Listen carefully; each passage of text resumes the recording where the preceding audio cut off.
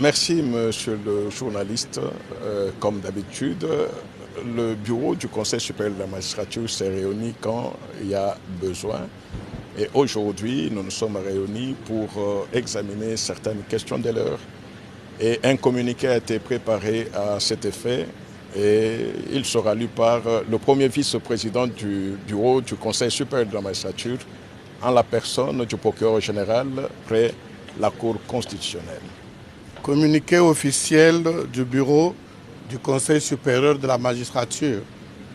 Le bureau du Conseil supérieur de la magistrature s'est réuni ce mercredi 4 septembre 2024 dans la salle de plénière de la Cour constitutionnelle au sujet de la tentative d'évasion qui a eu lieu dans la nuit du 1er au 2 septembre 2024 à la prison centrale de Makala et de la note circulaire numéro 008-ME-MIN-JS 2024 du 2 septembre 2024 signée par le vice-ministre de la Justice et garde des Sceaux relative à l'interdiction de transfèrement des détenus préventifs à la prison centrale de Makala et à la prison militaire de Ndolo. À ce propos, le bureau note ce qui suit.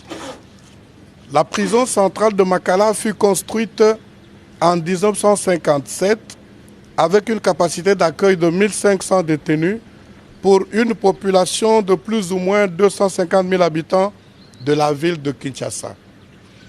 Avec l'augmentation exponentielle de la population et l'accroissement de la criminalité, la solution appropriée pour résorber la surpopulation carcérale à la prison de Makala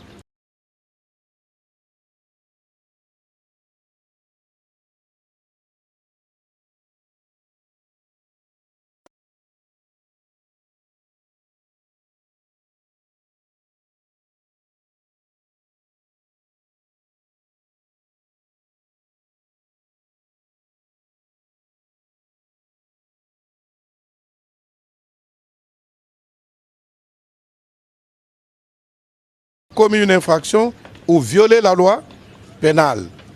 Demander au magistrat de ne pas l'arrêter ni le transférer à la prison ou à la maison d'arrêt constitue une violation flagrante de la loi et surtout une autre manière d'installer au sein de la société congolaise les règles de vengeance privée et la loi du plus fort. Les déclarations du vice-ministre de la Justice et garde des Sceaux sont de nature à exposer les magistrats à la vindicte populaire alors qu'il existe au sein des institutions publiques un cadre de concertation entre le Conseil supérieur de la magistrature et le ministère de la Justice, lieu indiqué pour traiter des questions transversales relatives à l'administration de la justice. Le bureau du Conseil supérieur de la magistrature invite les magistrats à poursuivre l'accomplissement des tâches de la profession dans le strict respect de la Constitution et des lois de la République pour l'émergence de l'état de droit en République démocratique du Congo. Par conséquent, ils sont tenus de rester calmes et de respecter en toutes circonstances les règles d'éthique et de déontologie.